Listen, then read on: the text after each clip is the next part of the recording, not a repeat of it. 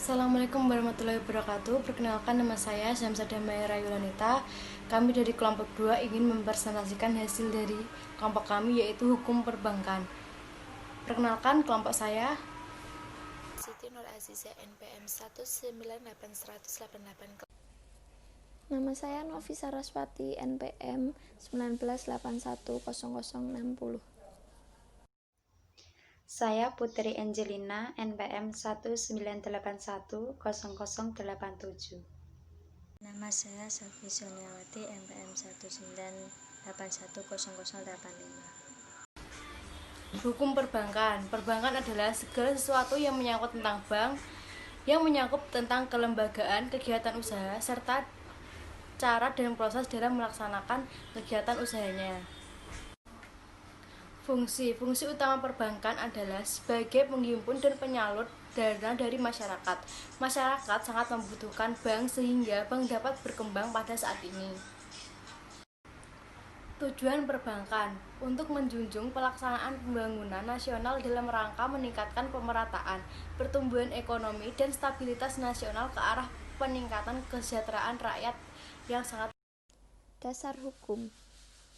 Dasar hukum perbanka UU nomor 7 tahun 1992 tentang perbanka, UU nomor 10 tahun 1998 tentang perubahan Undang-Undang nomor 7 tahun 1992 tentang perbanka, UU tentang pasar modal, UU tentang money laundering, UU tentang perseroan terbatas, UU tentang koperasi, UU tentang BUMN, UU tentang BUMD.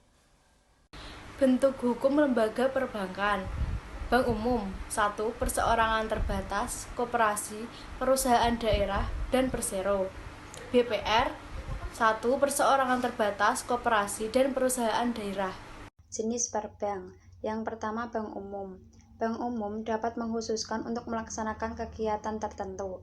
Arti mengkhususkan yaitu melaksanakan kegiatan pembiayaan jangka panjang, pengembangan koperasi, pengembangan pengusaha gol, ekonomi atau pengusaha kecil, pengembangan ekspor non-migas, dan pengembangan pembangunan perumahan.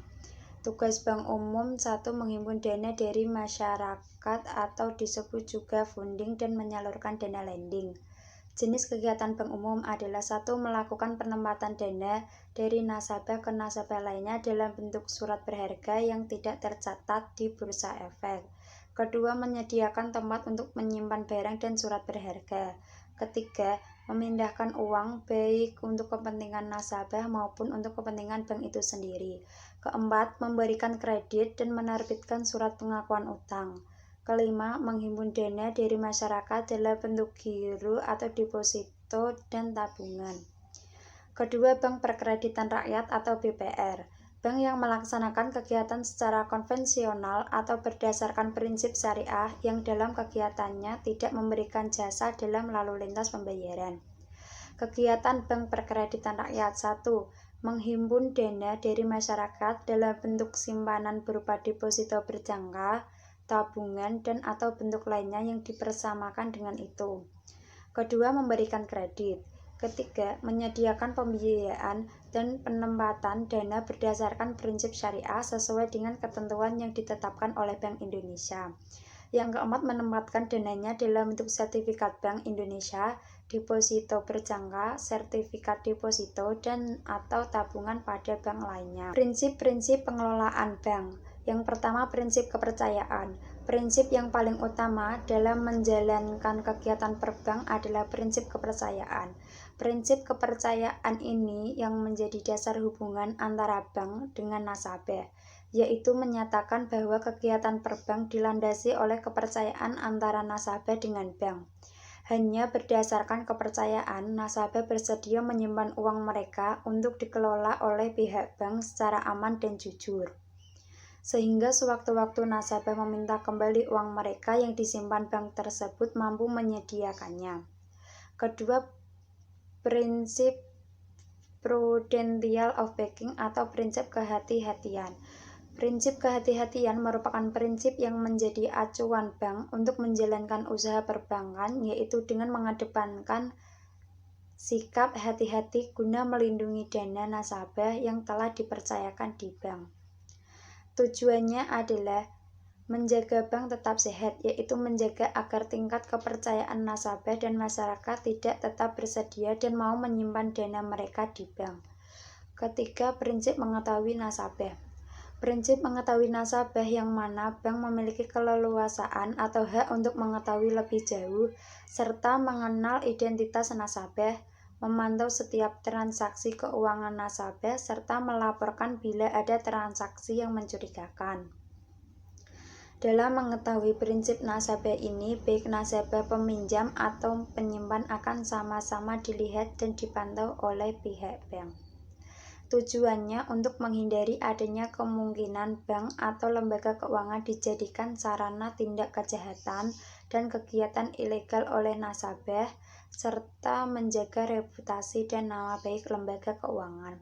Yang keempat, prinsip Pengurus bank yang pertama yaitu direksi, mewakili atas nama perusahaan sebagai badan hukum. Organ perusahaan bertanggung jawab penuh atas pengurusan perusahaan dengan maksud dan tujuan perusahaan sesuai dengan ketentuan anggaran dasar. Direksi mewakili atas nama perusahaan sebagai badan hukum yang sesuai dengan Undang-Undang Nomor 40 Tahun 2007 tentang Perseroan Terbatas atau disingkat dengan UU PT. Dan pengurus bank yang kedua yaitu komisaris, dewan yang bertanggung jawab melakukan pengawasan dan memberikan nasihat kepada direksi. Dewan komisaris ditunjuk dalam RUPS, Rapat Umum Pemegang Saham, sesuai dengan Undang-Undang Nomor 40 Tahun 2007 tentang Perseroan Terbatas atau yang disingkat dengan UU PT. Yang ketiga yaitu karyawan. Karyawan itu sebagai pegawai, supervisor, manajer, dan senior manajer yang menjalankan fungsi, tugas, dan kewajibannya dengan standarisasi dan spesifikasi pekerjaan dalam mendukung visi, misi, dan tujuan perusahaan. Pihak yang terkait dengan bank ada 5. Yang pertama yaitu pemegang saham atau shareholder, merupakan seseorang yang memiliki satu atau lebih saham pada perusahaan. Diberikan hak khusus tergantung pada jenis sahamnya, termasuk hak untuk memberikan suaranya. Biasanya, satu suara per saham yang dimiliki oleh shareholder. Dalam hal pemilihan dewan direksi, hak untuk pembagian dari pendapat perusahaan, hak untuk membeli saham baru yang dikeluarkan oleh perusahaan, dan hak terhadap aset perusahaan pada saat likuidasi perusahaan. Yang kedua yaitu pemerintah, meliputi Departemen Keuangan dan Bank Indonesia. Dan yang ketiga yaitu nasabah. Nasabah merupakan pihak yang menanamkan dananya di bank dalam bentuk simpanan, yang sudah melakukan perjanjian antara pihak bank dengan nasabah yang bersangkutan.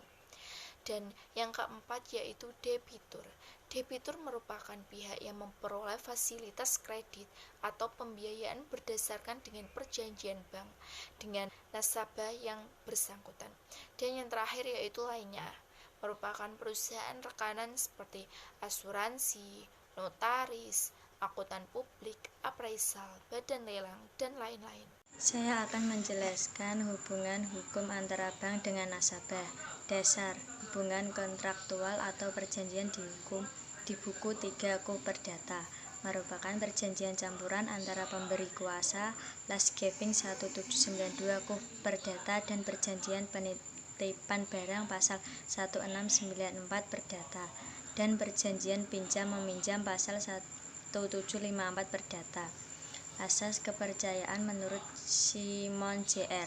Hubungan fiduciari dalam hubungan sebagai kreditur bank dan debitur di sisi lain. Y1 janji bersyarat dari debitur untuk membayar sejumlah uang yang sudah pasti jumlahnya pada waktu tertentu kepada kreditur yang telah menyediakan uang tersebut.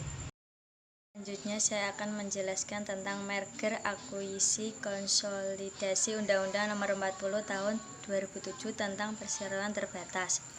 Merger atau penggabungan merupakan perbuatan hukum yang dilakukan oleh satu perseroan atau lebih untuk menggabungkan diri dengan perseroan lain yang telah ada yang mengakibatkan aktiva dan pasiva dari perseroan yang menggabungkan diri beralih karena hukum kepada perseroan yang menerima penggabungan, dan selanjutnya status badan hukum perseroan yang menggabungkan diri berakhir karena hukum.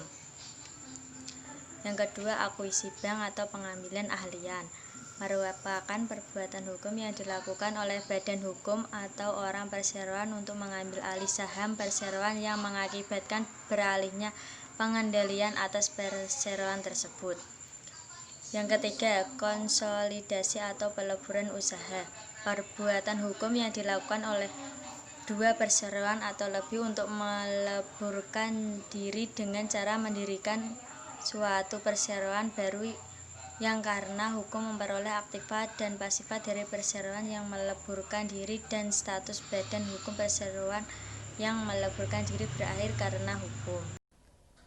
Perlindungan hukum bank kepada nasabah ada dua. Yang pertama, secara implisit, peraturan perundang-undangan di bidang perbankan UU nomor 10 tahun 1998. Perlindungan yang dihasilkan dari pengawasan dan pembinaan yang efektif yang dilakukan oleh BI, upaya menjaga kelangsungan usaha bank sebagai lembaga pada khususnya, dan perlindungan terhadap sistem perbankan pada umumnya.